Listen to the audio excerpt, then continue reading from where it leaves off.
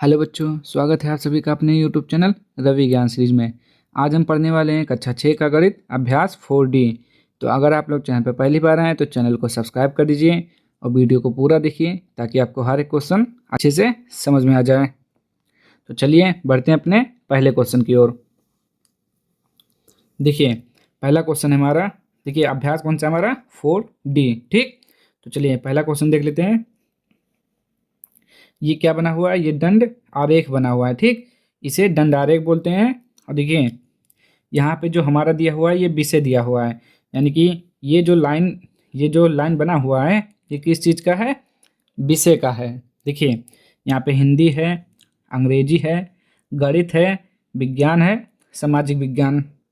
ठीक, और जो ये इधर दिया हुआ है इस वाली लाइन में, तो ये अंक दिया हुआ है कि आपको, जैसे कि ये दिया हुआ है 0 से 10, 20, 30, 40, 50, 60, 70, 80, 90, ये सब क्या दिया हुआ है?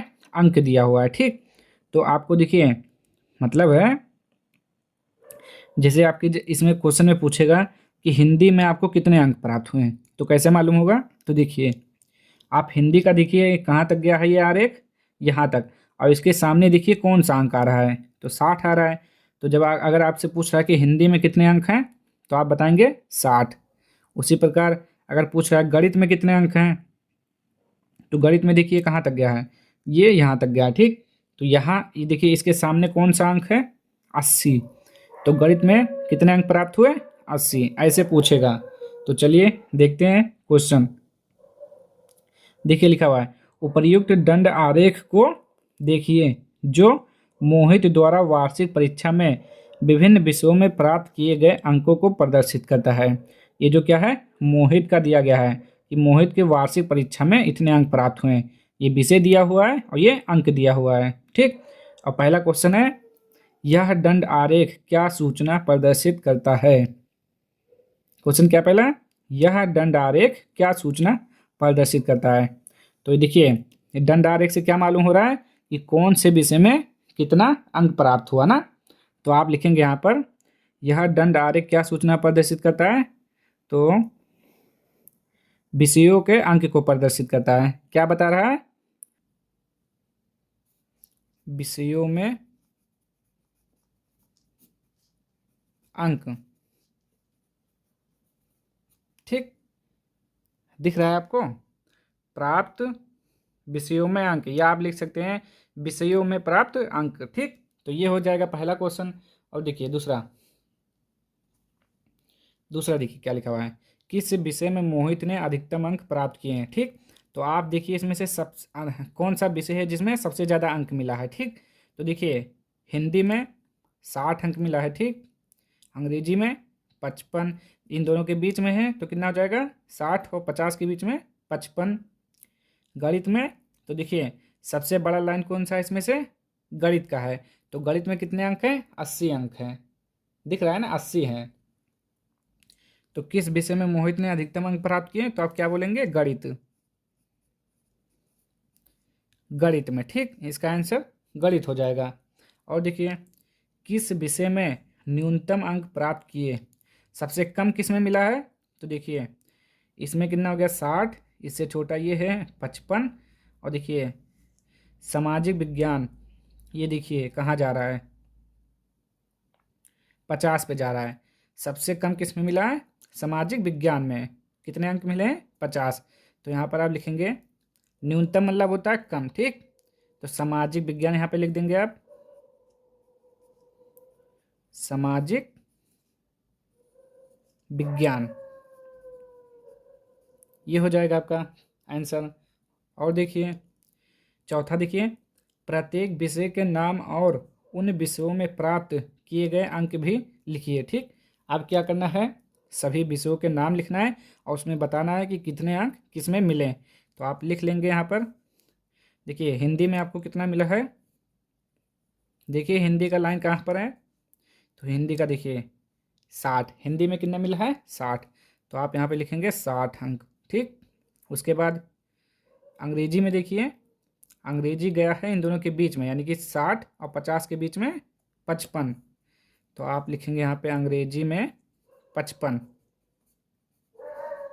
अंग्रेजी में कितना हो जाएगा 55, कॉमा लगा दीजिए। फिर देखिए गणित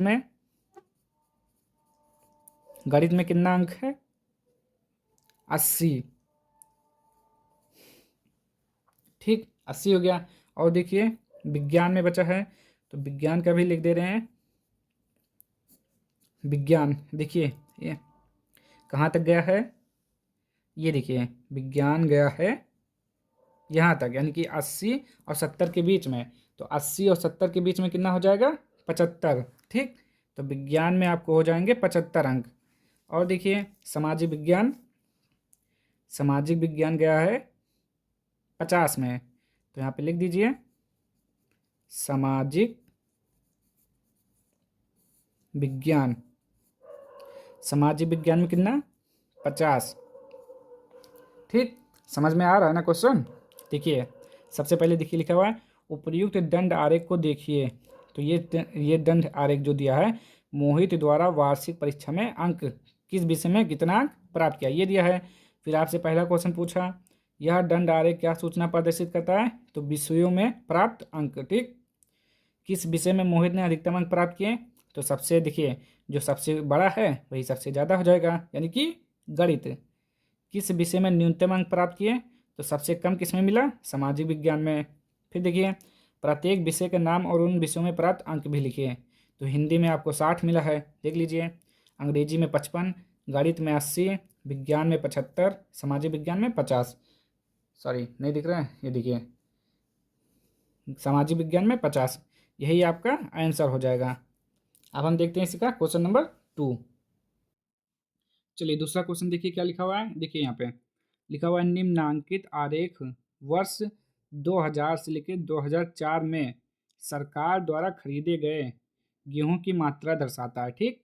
क्या लिखा हुआ है निम्नांकित आरेख वर्ष 2000 से लेकर 2004 में 2000 से लेकर 2004 तक सरकार द्वारा खरीदे गए गेहूं की मात्रा दर्शाता है, ठीक। तो ये दिया हुआ है, सन दिया हुआ है आपका 2000, 2001, 2002, 2003, 2004। और ये दिया हुआ है टन दिया हुआ है, ठीक। ये दिया हुआ है 0, ये 5 टन, 18, 10, 15, 20, 25, 3। देखिए क्या दिया हुआ है गेहूं की मात्रा दी हुई है किसमें 1000 टन में, ठीक। ये हो गया। अब देखिए अब क्वेश्चन देख लीजिए। और ये एक चीज़ और देखिए, देखिए यहाँ पे क्या दिया हुआ है पैमाना 1 सेंटीमीटर बराबर होता है 5000 टन। तो ये यहाँ से लेके 1 सेंटीमीटर, तो 1 सेंटीमीटर बराबर कितना हो गया 5000 टन हो गया, ठीक। तो चलिए अब क्वेश्चन देखिए क्या लिखा हुआ है उपरयुक्त दंड आरेख पर आधारित निम्नलिखित प्रश्नों के उत्तर दीजिए, ठीक। अब इसी पर आधारित हमें क्वेश्चन का आंसर करना है। पहला क्वेश्चन हमारा इस आरेख का पैमाना क्या है, तो पैमाना बराबर देखिए यहाँ पर दिया हुआ 1 सेंटीमीटर बराबर 5000 टन। तो यही हम लिखेंगे इसका उत्तर में। तो क्या हो जाएगा 1 सेंटीमीटर बराबर 5000 टन, ठीक। ये इसी का उत्तर हो जाएगा। चलिए अब दूसरा क्वेश्चन देख लीजिए क्या लिखा हुआ है।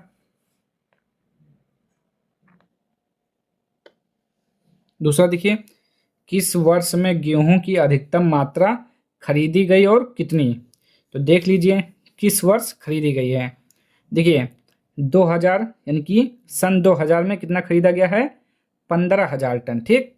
सन 2001 में 25000 टन, 2002 में कहाँ जाएगा 20000 टन, 2003 में यही के बराबर है यानी कि 20000 टन। और 2004 में देखिए 2004 में कितना है 30000 टन। तो लिखा हुआ है किस वर्ष में गेहूं की अधिकतम मात्रा खरीदी गई और कितनी खरीदी गई। तो आप क्या लिखेंगे 30000 टन, यानी कि किस वर्ष में, तो लिखेंगे 2004।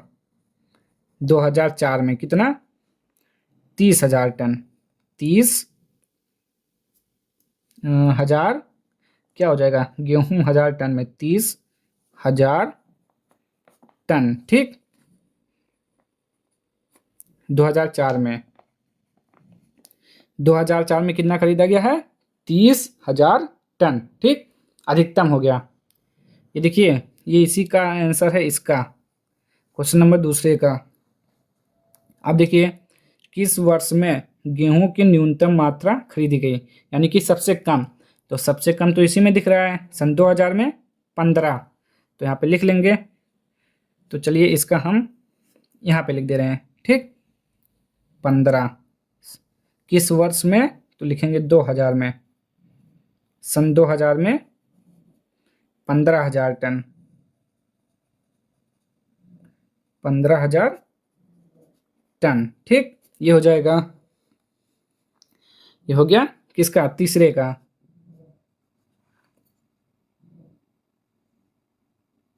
चौथा देखिए क्या लिखा हुआ है। देखिए चौथा, वर्ष 2002 में गेहूं की कितनी मात्रा खरीदी गई। अब इसमें से 2002 देखिए, 2000, 2001, 2002, 2002 कितना हो जाएगा, 20। तो वर्ष 2002 में गेहूं की कितनी मात्रा खरीदी गई, तो अब क्या लिखेंगे, 20,000 टन, ठीक। ये हो जाएगा इसका आंसर।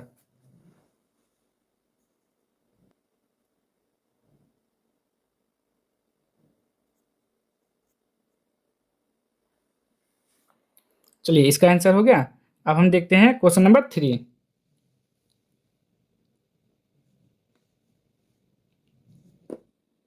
चलिए पढ़ लेते हैं क्वेश्चन एक बार। क्या लिखा हुआ है, निम्नांकित दंड आरेख किसी आवासीय विद्यालय में प्रवेश पाने वाले शिक्षार्थियों की संख्या दर्शाता है, ठीक। मतलब दिया हुआ ये वर्ष दिया है, ये इस वर्ष में कितने शिक्षार्थी ने प्रवेश लिया है, ठीक। ये दिया है इधर, और ये संख्या दी हुई है इधर। और देखिए पैमाना 1 सेंटीमीटर बराबर होता है 10 शिक्षार्थी। मतलब जो देखिए यहाँ से लेके 10 हुआ, फिर यहाँ से 10, 1 सेंटीमीटर बराबर 10 शिक्षार्थी, ठीक। तो चलिए क्वेश्चन को देख लेते हैं। उपर्युक्त, ये देखिए फिर से देखिए, ये वर्ष दिया हुआ है इस साइड में, और इधर शिक्षार्थी की संख्या दी हुई है। उपर्युक्त दंड आरेख के आधार पर निम्नलिखित प्रश्नों के उत्तर दीजिए। तो चलिए प्रश्न देख लेते हैं क्या है। पहला क्वेश्चन, वर्ष 2001 में शिक्षार्थियों की संख्या कितनी थी। तो वर्ष 2001 हमारा कौन सा है, ये वाला है। इसमें देखिए कितना है, 40 शिक्षार्थी। तो आप लिख देंगे यहाँ पे 40 शिक्षार्थी, ठीक। कितना हो जाएगा, 40 शिक्षार्थी। वर्ष 2001 में कितने हैं, 40, ठीक। वर्ष 2002 में शिक्षार्थियों की संख्या वर्ष 2001 के शिक्षार्थियों की संख्या से कितनी अधिक थी। मतलब क्या हुआ, देखिए कह रहा है कि 2002 और 2001 में कितने शिक्षार्थियों की, मतलब अंतर कितना है, ये कितना ज़्यादा है, ठीक। कितने शिक्षार्थियों की संख्या से कितनी अधिक थी। तो देख लेते हैं, सन 2001 में कितना है, 40, ठीक। सन 2002 में 60। तो देखिए 40 से 60 कितना ज़्यादा है, 40, 10, 50, 10, 60 कितना ज़्यादा है, 20। तो आप क्या लिखेंगे, इसका आंसर हो जाएगा 20 शिक्षार्थी, 20 शिक्षार्थी, ठीक। वर्ष 2002 में शिक्षार्थियों की संख्या वर्ष 2001 के शिक्षार्थियों की संख्या से कितनी अधिक थी, 20।